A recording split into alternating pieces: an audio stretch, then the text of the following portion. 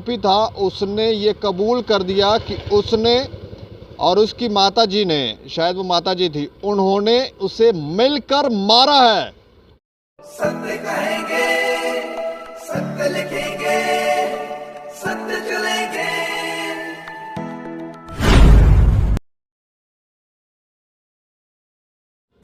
नमस्कार दोस्तों, मैं हूं दीपक सिंह, दैनिक सवेरा समाचार से। हमने आपको एक खबर बताई थी, डिस्ट्रिक्ट रामबन के बटोत इलाके से वो खबर थी, और उस खबर में हमने आपको ये बताया था कि निशा देवी को उसके ससुराल वालों ने पीट पीट के मार डाला।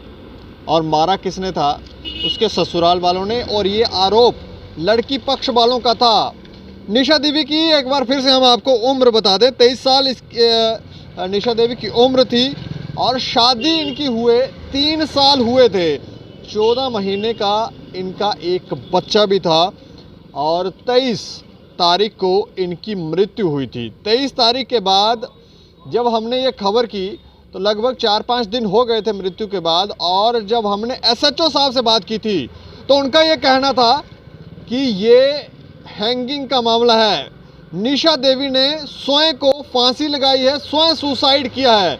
लेकिन अब हम आपको बताएं कि इस खबर के अंदर एक बड़ी डेवलपमेंट हुई है। और जब हमने ये खबर प्रकाशित की थी तो उसके कुछ ही समय के बाद, यानी कि जब ये मामला प्रकाशित हुआ, पब्लिक में आया, और वहाँ पर 15 मिनट के अंदर जो आरोपी था उसने ये कबूल कर दिया कि उसने और उसकी माताजी ने, शायद वो माताजी थी, उन्होंने उसे मिलकर मारा है। और मारा भी इतनी बुरी तरह से, क्योंकि उनकी बॉडी के ऊपर इतने निशान थे, उसे देखकर हम भी दंग रह गए थे कि ये कैसे हैंगिंग का मामला हो सकता है, ये सुसाइड का मामला कैसे हो सकता है। और हमने आपको उस समय तस्वीरें भी दिखाई थी। आज फिर वो तस्वीरें हम आपको दिखा रहे हैं। और इसमें सिर्फ 15 मिनट के अंदर, आप सोच सकते हैं, 15 मिनट के अंदर खबर प्रकाशित होने के बाद जब पुलिस के पास ये मामला पहुंचा तो सिर्फ 15 मिनट के अंदर इस आरोपी ने, उसके पति ने ये कबूल किया कि हाँ, मैंने अपनी पत्नी को मारा है, मैंने और मेरी माताजी ने मिलकर मारा है। और आरोपी ने, उसके पति ने ये कबूल किया कि हाँ, मैंने अपनी पत्नी को मारा है, मैंने और मेरी माताजी ने मिलकर मारा है। और भी शायद ना जाने कौन लोग थे, लेकिन इन लोगों को अब हिरासत में लिया है। लेकिन उसके बाद अब बात यह है कि वहाँ पर कुछ बातें जो थी, वहाँ पर सरपंच ने एलिगेशन लगाए थे SHO के ऊपर कि वो ठीक से बात नहीं कर रहे हैं, और उनकी शायद बहुत ऊपर तक अप्रोच है। और इस संदर्भ में आज हम एक बार फिर से विस्तार से आपको जानकारी देंगे। उस सरपंच की भी बात बताएंगे कि आखिर सरपंच ने ये एलिगेशन क्यों लगाए थे, और निशा देवी की हत्या किस तरह से की गई। ये सारी जानकारी जो है हम आपको विस्तार से बताने जा रहे हैं। एक बात हम यहाँ पर ज़रूर आपको कहना चाहेंगे कि आपको सरपंच की बात ज़रूर सुननी चाहिए कि क्यों उन्होंने इतने बड़े एलिगेशन वहाँ पर SHO साहब पर लगाए और निशा देवी को किस तरह से मारा गया। हमारे साथ बात करने के लिए वही शख्स हैं जिन्होंने पहले जानकारी दी थी कि निशा देवी की जो मृत्यु है वो किस तरह से हुई है। और इन्हें पहले ही शंका थी कि निशा देवी की जो है वो, उन्होंने सुसाइड नहीं बल्कि उनका मर्डर किया गया है। अच्छा, मैं पहले आपका नाम जान सकता हूँ?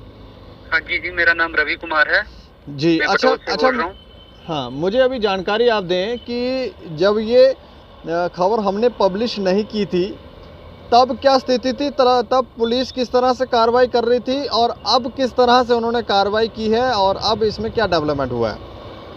सबसे पहले तो भैया मैं आपका बहुत बहुत धन्यवाद करता हूँ कि आपने इस मसले को मीडिया में उछाला। अगर आप ऐसा नहीं करते तो हमें नहीं लगता कि ये केस इतना स्ट्रांग होता है, या फिर हमारी बहन को जस्टिस मिल पाता जी। तब पहले तो उनका बात करने का रवैया भी अलग था, लेकिन जैसे ही ये खबर थोड़ी मीडिया में चली उसके बाद थोड़े SHO साहब को भी होश आई है कि नहीं, मेरे पे उल्टी कार्रवाई हो जाएगी तो मुझे कुछ ना कुछ करना पड़ेगा।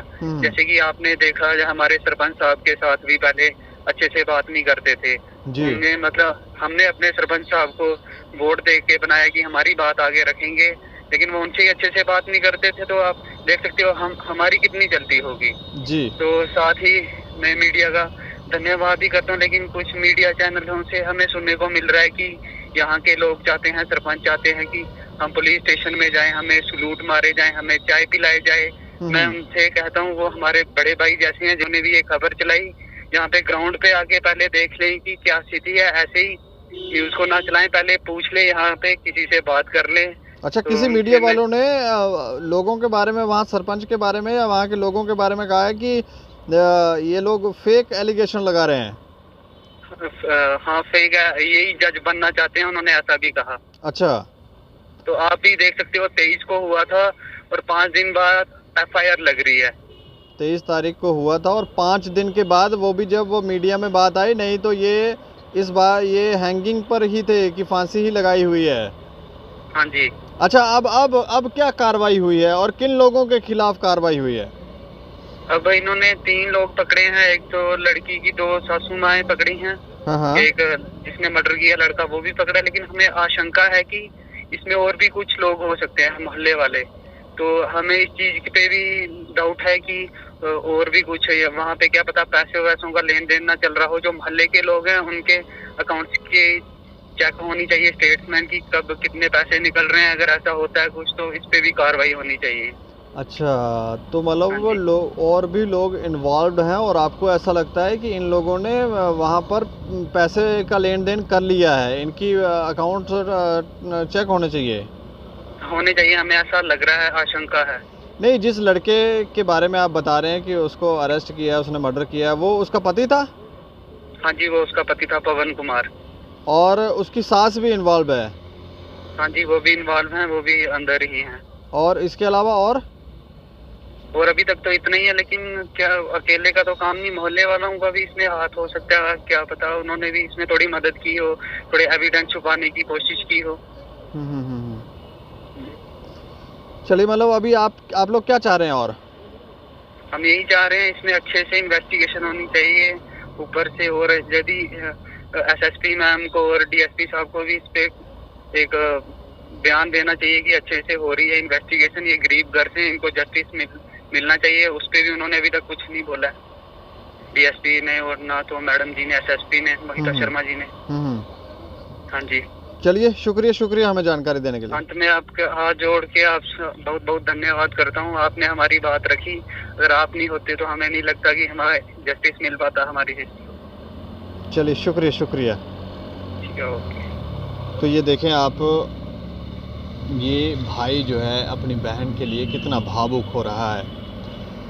और इसमें जैसे इन्होंने एक पॉइंट कहा कि कुछ मीडिया चैनल्स के ऊपर इस तरह की बातें आई हैं कि वहाँ के लोग ये चाहते हैं कि जब वो पुलिस स्टेशन में जाएं तो उनको सलूटें मारे जाएं, लेकिन हमें लगता है कि वहाँ पर बिहेवियर जो है, SHO साहब का बिहेवियर जो है, उसको लेकर लोगों ने कहा था कि ये ठीक से बात नहीं कर रहे हैं। अब किस बात का अहंकार था ये तो पता नहीं, लेकिन जब ये बात पब्लिश हुई तो उसके बाद अब कार्रवाई भी हुई है।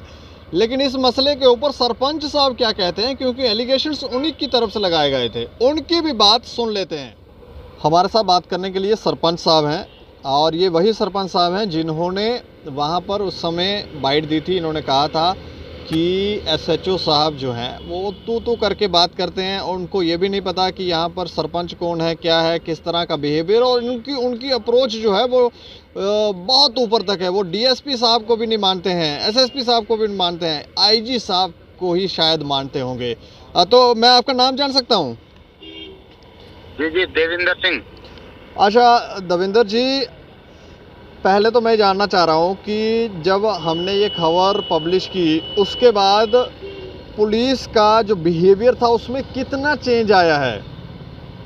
सर, पहला नंबर तो आपका बहुत बहुत धन्यवाद कि आपने जिस तरह से आपने हमारे लोगों की और हमारी बाइट ली, तुरंत तो उसके बाद 1 घंटे 1.5 घंटे के बाद रिएक्शन शुरू हुआ। जैसे आपकी जो वीडियो मार्केट में आई, सोशल मीडिया पे आई जी, तो एकदम शाम को 6 बजे SHO साहब अपने थाने से निकलते हैं और सीधा जो पीड़ित परिवार है, जो लड़की वाले के माँ बाप है, उनके घर में पहुंच जाते हैं शाम को। जी। और उसके बाद उन्होंने पूरे उनके बयान वगैरह लिए। और मजे की बात यह है कि 22 तारीख को डेथ हुई है और एसएचओ साहब 26 तारीख को शाम को उनके पीड़ित परिवार के घर पहुंच रहे हैं। अच्छा, उससे पहले नहीं गए थे? पहले नहीं गए थे सर। तो फिर उस दिन शाम को मुझे भी पता चल गया कि एसएचओ साहब आए हैं, तो मैंने कहा बहुत अच्छी बात है, चलो कुछ ना कुछ तो हुआ। तो उसके बाद डीएसपी साहब ने कहा कि मैं तुरंत बटोत आता हूं। तो दूसरे दिन 27 तारीख को डीएसपी साहब प्रदीप सर पुलिस स्टेशन पहुंच गए और उन्होंने शायद एसएचओ को लताड़ भी लगाई होगी और प्रदीप सर ने पूरा उसको हैंडल किया केस को जी। और जो सर वहां का आईओ था जिसके हैंड ओवर केस किया था, वो जाते ही थाने के अंदर बोलता है कि भाई हमने लड़के को बहुत मारा है, बहुत पीटा, मगर उसने कुछ नहीं बताया। अच्छा। तो हमने डीएसपी साहब को बोला कि सर आप जो कार्रवाई है, एक हरीश सर हैं, सब इंस्पेक्टर हैं, उनके हाथ में दीजिए। तो एक अच्छे डेडिकेटेड इंस्पेक्टर हैं वो हरीश जी। तो उन्होंने कहा सर मुझे 15 मिनट दीजिए। 15 मिनट में उस लड़के ने सारा कुछ बोल दिया कि मैंने किस तरह से मर्डर किया, कैसा कैसा वारदात की, मैंने कैसे लटकाने की कोशिश की, फिर मेरी माँ आई, फिर वो किया तो नहीं लटक पाई तो मैंने शोर, मतलब पूरा उसने विस्तार से बता दिया लड़के ने। अच्छा, क्या क्या किया था आप बता सकते हैं? क्या कैसे किया था मर्डर इन लोगों ने? भाई साहब पहला उनकी कहीं नोक-झोंक कोई आपस में। अच्छा। तो वो लड़के को कहीं माँ ने कोई कानाफूसी की। तो कानाफूसी के बाद वो लड़का पहले तो उसने 1-2 बार मारा उसको थप्पड़ थप्पड़, फिर जाके कमरे में उसने कहीं एक लकड़ी की मारी है, जो निशान दिख रहा है गले के नीचे, जो एक जो चिन्ह के नीचे बड़ा सा निशान है, वो एक लकड़ी की मारी है। अच्छा। तो डंडा जैसा उसकी मारी है और फिर उसने कहा मैंने थप्पड़ मारा जब उसको कान पे, तो कान का जो नीला एरिया बना है ना, नीला जैसा बना है, तो वो कान पे थप्पड़ मारा तो थप्पड़ से वो कहीं नीचे गिर गई और मैंने 2-3 बार लकड़ की मारी और वो नीचे गिर गई, बेहोश हो गई।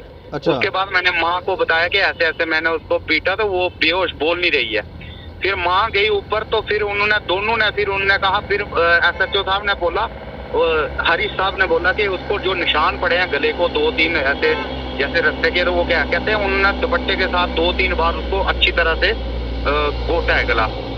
तो दोनों अंगूठों के साथ उन्होंने उसको जो गले को दबाया था नीचे की तरफ, उसको पूरा मारने की कोशिश की।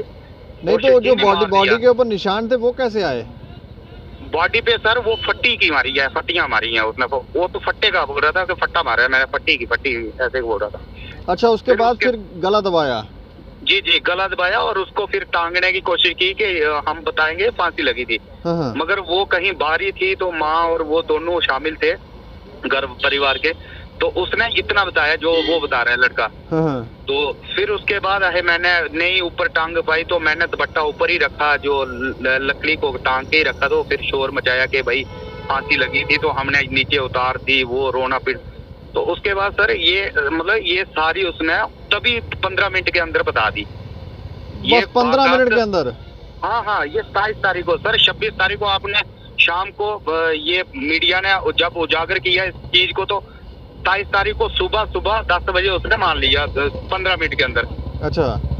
तो उसके बाद बस इसी बात पे, तो उसके बाद कल एसएचओ साहब साइड पे गए थे बत्तियाल एरिया में लड़के के घर में, और वहां से जो प्रूफ थे जिस लकड़ी से उसने मारा था, वो भी कहीं सुनने में आ रहा है कि उसने वो कवर कर दिया। एसएचओ साहब ने जो कपड़े उन्होंने उतार के रख दिए थे वो शायद कवर किए होंगे, मुझे लगता है जहां तक। तो कुछ और भी लोगों को वहां के उठाया जो रात को शायद कोई और ना शामिल हो। तो कहने का मतलब ये है सर, पुलिस का अगर ये 26-27 को इतना एक 15 मिनट के अंदर जिस केस को सुलझा सकते हैं, तो वो 4-5 दिन क्या कर रहे थे? नहीं, आपने इसमें कुछ बातें बोली थी, जैसे एसएचओ साहब का बोलने का तरीका ठीक नहीं था, तू करके बात करते हैं, और ये डीएसपी साहब एसएसपी साहब को नहीं मानते हैं, ये सीधा आईजी की सुन रहे हैं। तो ये क्यों कहा आपने? ये सर ये बातें आई ना, यहाँ थाने के अंदर से ही बातें आ रही थी। अच्छा। कि भाई ये किसी की नहीं सुनता है एसएचओ।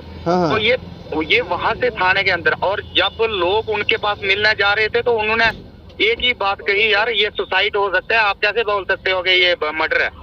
तो लोग कहते हैं सर इधर भी निशान है, इधर भी हो, नहीं यार ये सुसाइड, ये डेड बॉडी को नीचे रख लेते हैं, तो उसके बाद खून जो जम जाता है तो वो उसके निशान पड़ते हैं। तो मतलब इस तरह। और जैसे ही हम जो उनकी संस्कार किया लड़की का, उसके बाद हम सीधा पुलिस स्टेशन गए। तो हम इसके लिए नहीं गए सर कि हमें कोई रिस्पेक्ट करेगा या कुछ, हम तो गए और आगे से एसएचओ साहब, हालांकि मैं 10 बार एसएचओ साहब के साथ मिला हूँ, मगर उन्होंने कहा हाँ भाई तू क्यों आया है, अच्छा तेरा क्या है इधर। हाँ। तो मैं एकदम हक्का बक्का हो गया। वहाँ चेयरमैन साहब भी बैठे थे बीडीसी के, तो मैं हक्का बक्का, मैं चुप रहा, क्योंकि एक तो हम सारे लोग गुस्से में थे, ऊपर से हमने उधर कुछ नहीं बोला उसको, एसएचओ साहब को, हम चुप ही रहे। फिर उन्होंने कई लोगों के जो लड़के थे हमारे साथ, यूथ जंग जो इसके लिए फाइट कर रहा था, उनके मास्क उतार के कह रहे पहचान कराओ अपनी, मास्क उतारो नीचे। तो मतलब इस तरह से, तो कहने का मतलब मुझे एक चीज का खेद है कि कल एक मीडिया वाला जम्मू से, एक सरदार जी हैं, आप पता नहीं वो उनका चैनल स्टेट कुछ ऐसे लिखा हुआ था, उन्होंने कहा कि सरपंच और लोग जाते हैं कि एसएचओ उठ के उसको सलूट मारे। भाई हमारे घर में, हमारे एरिया परिवार के अंदर एक लड़की की डेथ हुई है, एक अन्याय की बात करने गए हैं हम थोड़े चाहते कि हमें सलूट, हमें क्यों मारना सलूट एसएचओ साहब ने। तो वो मीडिया वाला जो जम्मू के अंदर ही वो कर रहा है, बाइट दे रहा है, मगर वो ग्राउंड की रियलिटी सर उसको नहीं पता। मैं ये जानना चाह रहा हूँ अंत में कि इस संदर्भ में अब तो मामला भी दर्ज हो गया है और बाकी सारे जो हैं वो कार्य हो गए हैं, लेकिन एसएचओ साहब सुसाइड ही क्यों कह रहे थे, उस पर क्यों तुले हुए थे, आपको क्या शंका है? क्योंकि उसमें आपने एक बात ये भी कही थी कि हो सकता है इन लोगों ने पैसे खाए हों। सर अगर मैं तो इसलिए बोला कि 4 दिन से इस केस को कोई इन्वेस्टिगेशन नहीं की। 4 दिन इसको ठंडे बस्ते में डाला रहा, और इसके बाद सर मेरे ये कजन ब्रदर को भी मारा गया है उधर बनहाल के अंदर, एक बलवंत सिंह है, और उसका जो उसकी क्या नाम है, पोस्टमार्टम भी बटोत के अंदर किया और सारा कुछ किया सर। अभी तक उसका पोस्टमार्टम का कुछ रिपोर्ट नहीं आई है सर। 3-4 बार मैं एसएचओ साहब के पास गया, उन्होंने कहा यार अभी कल आना, परसों देना। तो सर वो बड़े दर्दनाक तरीके से मारा गया था। जो अभी एसएसपी मैम है, इनसे पहले भी एक लेडीज ही एसएसपी मैम थे, उन्होंने एसएचओ साहब को स्पेशल बोला था, ट्रांसफर किया था बनाल से। अभी सर उसके ऊपर कोई तहकीकात नहीं हुई, इतना सा थोड़ा सा भी कुछ प्रूफ नहीं आया।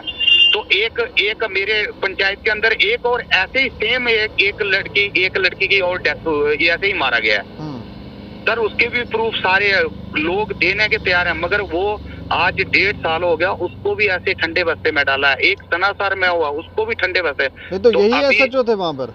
नहीं, अभी जो अभी लड़का बलवंत सिंह, अभी 4-5 महीने डेथ हुई है, तो ये इनके पास ही केस है। अच्छा। तो सर उसका जैसे अभी ये डॉक्टर की रिपोर्ट 2 दिन के अंदर आ गई इस लड़की की, जैसे ही हुआ तो दूसरे दिन रिपोर्ट भी आ गई। तो इसी रिपोर्ट को एसएचओ साहब कह रहे थे कि 1.5 महीना लग जाएगा। 1.5 महीना? हाँ। तो सर जो 5 महीने पहले का जो डेथ हुई है उसकी रिपोर्ट अभी तक नहीं आई है, उसकी कोई छानबीन तक नहीं की है। तो आप एसएचओ साहब कह रहे हैं कि मेरे से गलती हो गई, आप मैं सारी फाइलें ओपन करूंगा और खोलूंगा। सरपंच साहब आप भी साथ रहो, कहाँ हमसे गलती होगी। ये एसएचओ साहब ने शाम को ही फोन कर दिया था मुझे। अंत में मैं ये चाह रहा हूँ कि आपने उस समय कहा था कि ये एसएचओ साहब जो हैं वो यहाँ से हटाकर दूसरी जगह लगाया जाए, कोई और एसएचओ लगाए। अब आप क्या चाह रहे हैं? सर जैसा कि एसएचओ साहब ने खुद गलतियां मानी है कि भाई मेरे से गलती हो गई है, मैं खुद ढीला, मुझे पता नहीं कोरोना की वजह से मेरे दिमाग को क्या हो गया, जब से कोरोना है मैं किसी की पहचान नहीं, ऐसा कुछ शब्द बोले उन्होंने दूसरे दिन। तो उनने जिस तरह से आश्वासन दिया कि मैं इन केसों को आपके इधर प्रूफ करके जाऊंगा, तो मैंने कहता हूं कि अगर एसएचओ साहब ऐसा मानते हैं तो मैं तो खुद, हम लोग अगर ये 3-4 केस को सॉल्व कर दिया तो मैं तो एसएचओ खुद मीडिया से बात करके और इनका अप्रिशिएट करूंगा पुलिस को, क्योंकि पुलिस हमारी रक्षक है जी। पुलिस दिन रात हमारे, और हम ऐसे बंदे हैं कि मैं 15 साल से समाज के अंदर काम कर रहा हूँ, और पुलिस के जहाँ आर्मी का कुछ होता है तो सबसे पहले हम पहुंचते हैं। कहीं एक्सीडेंट होता है तो सबसे पहले हम पहुंचते हैं, कुछ भी होता है समाज के अंदर तो हम सबसे पहले पहुंचते हैं कि इस चीज को न्याय मिलना चाहिए। अभी आप संतुष्ट हैं? जी अभी संतुष्ट हैं, क्योंकि डीएसपी साहब का मैं धन्यवाद करता हूँ, वो आए मौके पे, उन्होंने कहा इस केस को स्पेशल मैम देख रही है और हम खुद देख रहे हैं, आप घबराने की कोई बात नहीं। और एसएचओ साहब ने भी कहा कि मैं इसमें कोई ढिलाई नहीं बरतूंगा, आपके सामने सारा आधिकारिक रूप से अभी तक पुष्टि नहीं की गई है कि 302 लगे हैं, मगर ऐसे सोशल मीडिया में FIR का वो डाला हुआ है।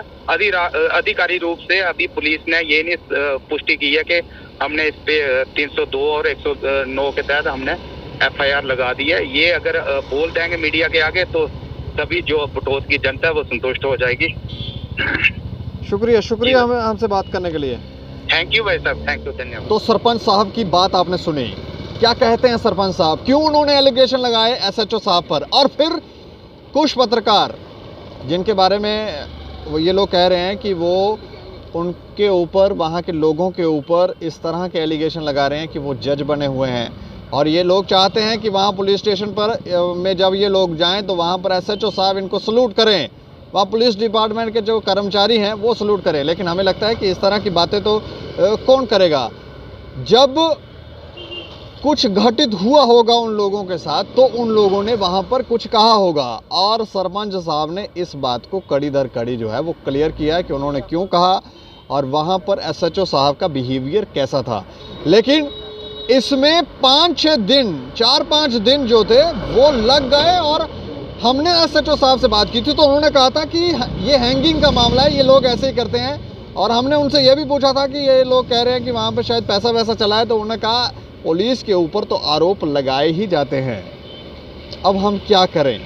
लेकिन हम ये उनसे अब ये पूछना चाहते हैं कि खबर प्रकाशित होने के कुछ समय के बाद ये कैसे आरोपी कबूल करता है कि हाँ उसने मर्डर किया था। तो 4-5 दिन आप क्या कर रहे थे?